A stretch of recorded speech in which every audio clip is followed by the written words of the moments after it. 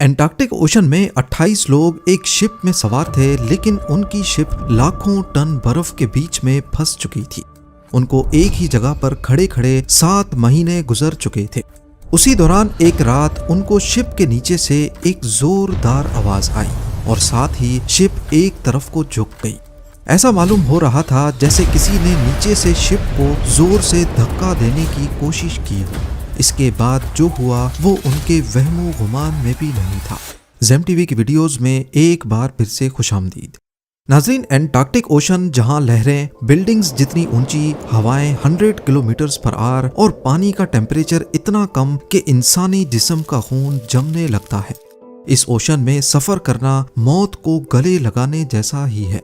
ठंड और लहरों की वजह से बच भी गए तो पहाड़ों जितने बड़े बर्फ के तोदे आसानी से शिप को कुचलने की सलाहियत रखते हैं। मगर आज से 111 साल पहले, जब ना टेक्नोलॉजी इतनी एडवांस थी और ना ही शिप्स, इसी खौफनाक समंदर में 28 लोगों के एक ग्रुप की शिप फंस गई थी। खुले आसमान के नीचे उन्होंने चंद हफ्ते या महीने नहीं बल्कि हैरत अंगेज तौर पे पूरे 2 साल गुजारे। दूर दूर तक सिर्फ बर्फ, तूफानी हवाएं, खाने पीने की कमी और मदद बुलाने का कोई चांस नहीं। ये एक ऐसी सर्वाइवल स्टोरी है जिसे दुनिया ने नाम दिया है the greatest survival story of all time. इस स्टोरी के हीरो हैं सर अर्नेस्ट शैकलटन, जो एक एक्सप्लोरर थे और उनका मिशन था इंसानी जिस्म की ताकत का एंड्योरेंस टेस्ट करना। और इसी वजह से इन्होंने अपनी शिप का नाम भी एंड्योरेंस ही रखा था। उन्होंने अपनी जिंदगी में कई खौफनाक मिशंस किए थे। 1901 में वो एंटार्क्टिका तक पहुंचने के मिशन का हिस्सा रहे, लेकिन 750 किलोमीटर दूर से ही वापस हो गए। 1907 में भी उन्होंने दोबारा इस मिशन को गले लगाया, लेकिन सिर्फ 150 किलोमीटर पहले उनको वापस पलटना पड़ा। और अब की बार 1914 में उनका प्लान न सिर्फ एंटार्क्टिका पहुंचने का था, बल्कि उन्होंने इस कॉन्टिनेंट को पैदल क्रॉस करने का इरादा किया था। वजह सिर्फ ये थी कि सर अर्नेस्ट शैकलटन वो करना चाहते थे जो आज से पहले किसी ने नहीं किया हो। इस मिशन को इंपीरियल ट्रांस एंटार्क्टिक एक्सपीडिशन का नाम दिया गया, और क्योंकि इस मिशन की नेचर काफी खतरनाक थी, कोई भी इस मिशन पे जाने के लिए राजी नहीं था। सर अर्नेस्ट के लिए सबसे पहला चैलेंज था अपने एक्सपीडिशन के लिए क्रू को ढूंढना। तभी उन्होंने एक एडवर्टाइजमेंट लिखी और उसे द टाइम्स न्यूज़पेपर में पब्लिश करवा दिया। याद रहे कि ये कोई आम टूर ऑपरेटर का इश्तिहार नहीं था। इसके शुरुआती अल्फाज थे man wanted for hazardous journey. इसमें साफ साफ लिखा गया था कि पैसे बहुत कम मिलेंगे, जानलेवा सर्दी का सामना होगा, कई महीनों तक अंधेरे में रहना पड़ेगा, पल पल खतरों से खेलना होगा और सही सलामत वापसी की कोई गारंटी नहीं। सर अर्नेस्ट उन लोगों को अट्रैक्ट करना चाहते थे जो खतरों के सामने डरते नहीं हों। जल्द ही उन्होंने 27 लोगों के क्रू को हायर कर लिया। सर अर्नेस्ट ने इस मिशन के लिए 4 साल की प्लानिंग कर रखी थी, लेकिन जैसे जैसे वक्त करीब आने लगा, उनके एक्सपीडिशन का सपना धुंधला होने लगा, क्योंकि दुनिया में वर्ल्ड वॉर 1 का आगाज हो चुका था। सबको लगा कि शायद अब एक्सपीडिशन कैंसिल हो जाएगा, लेकिन ब्रिटेन, जो खुद भी वॉर डिक्लेयर कर चुका था, उन्होंने इंपीरियल ट्रांस एंटार्क्टिक एक्सपीडिशन को इजाजत दे दी। इस मिशन के लिए एक इंतहाई मजबूत शिप की जरूरत थी, जो बर्फ से ढके एंटार्क्टिक ओशन को चीरती हुई आगे बढ़ सके। पर यह कोई आम जहाज नहीं था जो आसानी से बनाया जा सके। खुशकिस्मती से ऐसा ही एक जहाज आर्कटिक में चलने के लिए पहले से मौजूद था।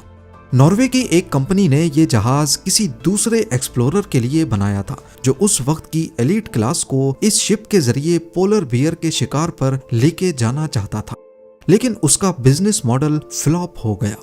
सर अर्नेस्ट ने यह जहाज खरीदकर इसे एंड्योरेंस का नाम दे दिया। एंड्योरेंस को खास तौर पर अमेरिकन ओक की मोटी लकड़ी से बनाया गया था, और डिजाइन कुछ ऐसा था कि लकड़ी बर्फ के जबरदस्त दबाव को भी बर्दाश्त कर सके। ये एक किस्म का हाइब्रिड जहाज था, जिसमें सेल्स भी थीं और इंजन भी मौजूद था। अब आखिरकार वो दिन आ ही गया जिसका सर अर्नेस्ट को पिछले कई सालों से इंतजार था। 8 अगस्त 1914 को एंड्योरेंस ने इंग्लैंड के शहर प्लेमथ से सफर का आगाज किया। अगले 4 महीनों तक वो अटलांटिक ओशन में ही सफर करते रहे।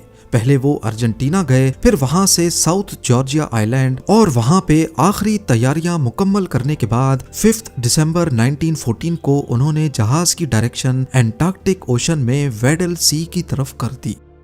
एंड्योरेंस में 28 लोगों समेत 50 बड़ी नस्ल के कुत्ते भी थे, जिनको एंटार्क्टिका की बर्फ में साजो सामान वगैरह खींचने के काम में लाया जाना था। 46 दिनों तक ये सफर चलता रहा और अब वो सिर्फ एक दिन में ही एंटार्क्टिका के कोस्ट पे पहुंचने वाले थे। लेकिन फिर 18 जनवरी 1915 को पहली मुसीबत ने उनका रास्ता रोक दिया।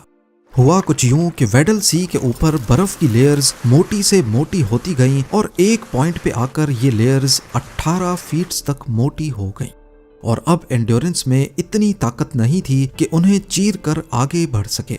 ये बर्फ कहीं कहीं इतनी कमजोर भी थी कि यहीं से पैदल सफर को शुरू करना भी मुमकिन नहीं था। एंड्योरेंस अपनी मंजिल वासल बे से लगभग 130 किलोमीटर पहले ही बर्फ में फंस चुकी थी। शुरुआत में लगा कि शायद ये मसला आर्जी तौर पे आया है, लेकिन असल में ये इंपीरियल ट्रांस एंटार्क्टिक एक्सपीडिशन के रास्ते में आने वाला सबसे बड़ा मसला साबित हुआ। कई दिनों तक लगातार कोशिशें करने के बाद उन्होंने 300 टन वजनी शिप को मैन्युअली आगे बढ़ाने का फैसला किया। लगातार अगले 2 दिनों तक बर्फ को काटने और रास्ता बनाने का काम करते करते क्रू बिल्कुल एग्जॉस्ट हो गया, लेकिन ये काम उनकी सोच से भी ज्यादा मुश्किल था। कई दिनों की मेहनत के बाद वो शिप को महज 300 मीटर तक ही आगे बढ़ा सके, लेकिन उसके बाद एंड्योरेंस दोबारा फंस गई। 1 महीने तक शिप को आजाद करवाने की कोशिशों के बाद आखिरकार 14 फरवरी 1915 को सर अर्नेस्ट ने हिम्मत हार ली। उन्होंने फैसला किया कि शिप को बर्फ की नेचुरल मूवमेंट पे ही छोड़ दिया जाए। हो सकता है सर्दियां ढलते ही बर्फ खुद ही टूट जाए। इस दौरान एंड्योरेंस एक विंटर स्टेशन का काम दे रही थी।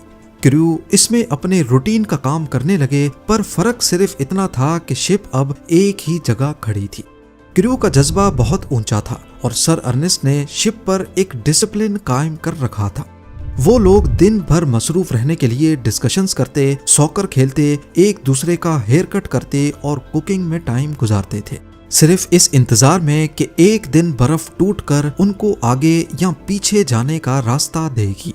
एंड्योरेंस में क्रू के दिन गुजरते गए और सब आपस में एक दूसरे से मजीद क्लोज हो गए, यहाँ तक कि जानवरों के साथ भी एक इमोशनल अटैचमेंट होने लगी। सबको उम्मीद थी कि एक दिन वो किसी सिविलाइजेशन के करीब पहुंच जाएंगे, पर शायद कुदरत को कुछ और ही मंजूर था। अप्रैल 1915 में बर्फ टूटने तो लगी, लेकिन बढ़ते हुए प्रेशर की वजह से बर्फ की लेयर्स एक दूसरे पर चढ़ने लगी और ये एक इंतहाई अनएक्सपेक्टेड इवेंट था। कंप्रेस होती करोड़ों टन बर्फ ने एंड्योरेंस पर भी प्रेशर देना शुरू कर दिया। इस पॉइंट पर सबसे ज्यादा जरूरी था कि शिप को बर्फ के प्रेशर से आजाद किया जाए, लिहाजा सब ने मिलकर बर्फ को हटाने का काम किया। कुछ हफ्तों की मेहनत के बाद ये मुसीबत तो टल गई, लेकिन खतरा अभी भी बाकी था। 14 जुलाई 1915 की रात अचानक शिप के नीचे से एक जोरदार आवाज आई और एंड्योरेंस एक तरफ को झुक गई। किसी को मालूम नहीं था कि आखिर हुआ क्या है, क्या ये व्हेल की टक्कर थी या कुछ और। जैसे तैसे रात गुजर गई, लेकिन सुबह होते ही जो दिखा वो काबिले यकीन नहीं था। कंप्रेस होती बर्फ की लेयर्स ने शिप को ना सिर्फ एक तरफ झुका दिया था, बल्कि अब इसका रडर, जिसकी मदद से शिप को टर्न किया जाता है, पूरी तरह टूट चुका था। एंड्योरेंस के क्रू को अब यहाँ फंसे 7 महीने हो चुके थे और वो किसी भी इंसानी आबादी से कम से कम 2000 किलोमीटर दूर थे। ना किसी से कोई राब्ता, ना मदद बुलाने की उम्मीद। उनको अगर किसी से उम्मीद थी तो वो थे सर अर्नेस्ट शैकल्टन। 18 अक्टूबर 1915 इंपीरियल ट्रांस एंटार्क्टिक एक्सपीडिशन के सपने चकनाचूर हो चुके थे। 9 महीनों से मिशन का क्रू एक ही जगह पर फंसा था। तभी एक रात अचानक प्रेशर की एक लहर आती है, जिसने एंड्योरेंस को पलक झपकते ही 30 डिग्री एक तरफ झुका दिया। अब शिप के लीक होने का खतरा सरों पर मंडलाने लगा। कुछ जगहों पर क्रैक्स की वजह से पानी अंदर भरना भी शुरू हो गया। सारे क्रू ने मिलकर रात भर काम किया कि किसी तरह शिप के अंदर पानी ना भर पाए। पर उनके सर पर छत का सहारा शायद यहीं तक था। 27 अक्टूबर 1915 को सर अर्नेस्ट शैकलटन ने शिप को खाली करने का ऑर्डर दे दिया, क्योंकि जिंदगी बचाने का अब सिर्फ यही एक तरीका था। जरूरी साजो सामान बाहर निकाले गए, जानवर, खाना पीना, लाइफ बोट्स और बिस्तर वगैरह सब कुछ बाहर निकालकर अब पूरा क्रू बर्फ की चादर पर खुले आसमान तले आने पर मजबूर हो गया। पिछले कई महीनों से जिस शिप का सहारा था वो अब उन सब के सामने बर्फ के प्रेशर तले टूटकर तबाह हो गई और आहिस्ता आहिस्ता पानी के अंदर डूबने लगी। अब सबके जहन में एक ही सवाल आ रहा था कि तैरते हुए बर्फ के तोदे पर आखिर कब तक वेट किया जाएगा। सर अर्नेस्ट शैकलटन ने फैसला किया कि यहाँ पर रहना खतरे से खाली नहीं है। उनको 550 किलोमीटर दूर पॉलेट नामी आइलैंड का पता था, जहाँ कभी शेल्टर और सप्लाईज हुआ करती थी।